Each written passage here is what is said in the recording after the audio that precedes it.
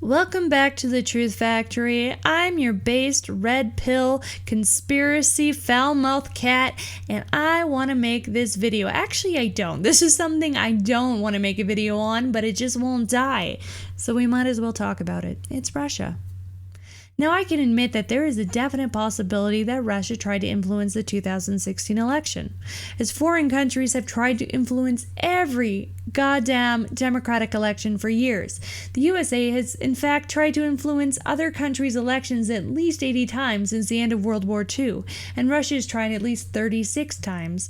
But I can also argue that Israel tried to influence the 2016 election, because Clinton's top 6 super PAC donors during the election, who collectively donated over $37 million, were Jewish, many of which were actively involved in pro-Israel political efforts in the USA, including Haim Saban, who donated $10 million, and George Soros, who donated $7 million.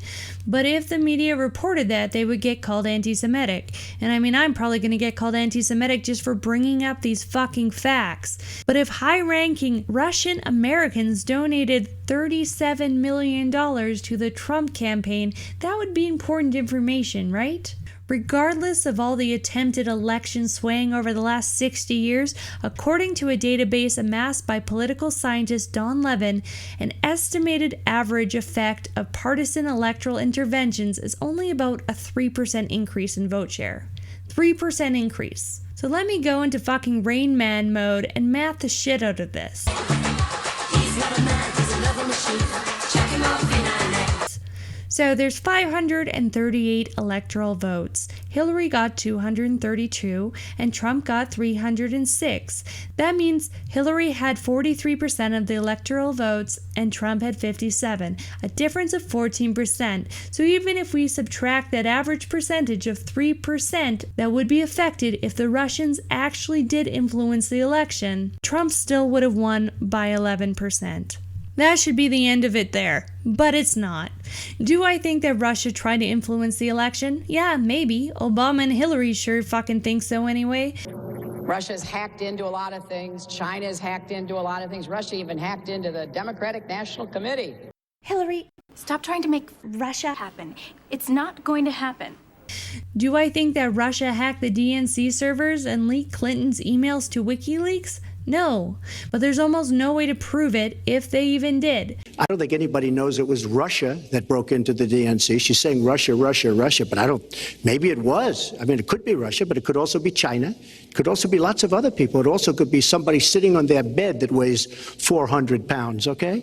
Anyone that adept at hacking into a government server is using more than just a VPN to do it. And if someone did hack into their servers, why didn't they let the FBI investigate? It's like calling the cops, saying that your house was broken into, and then when the cops show up to investigate, you tell them to piss off, but you still try to claim the theft on your insurance anyway. It's obviously suspicious. Also, as I've made dozens of videos about it, you all know that I'm a Seth Rich truther. Julian Assange has all but flat out said it was him, and as far as I'm aware, on record he has never been wrong, and he would be the one who would know. But the real issue here is the leaked emails, because that is what Russia is being blamed for. It's kind of like if you got mad at your significant other for breaking into your phone that doesn't have a password, and then they find out that you're cheating on them, and you're like, well, if you didn't look into my phone, you wouldn't have found out I was a bad person, so it's your fault. But regardless of the messed up, morally corrupt things in those emails, Hillary Clinton used a private email server to send confidential documents. Had she not done this, her emails would have been a lot more secure and may have not even been able to be hacked. So again, what is worse, exposing corruption or the corruption itself? I mean, she's even fucking smashed blackberries with a hammer. I mean, that's something that innocent people do, right? And even after all that, I don't think that that is the real reason why she even lost. The average American probably didn't even care about the leaked emails. The only people who cared were Pepe autists like myself on 4chan who would have voted for Trump anyway. Are retarded, and in some ways, they're geniuses.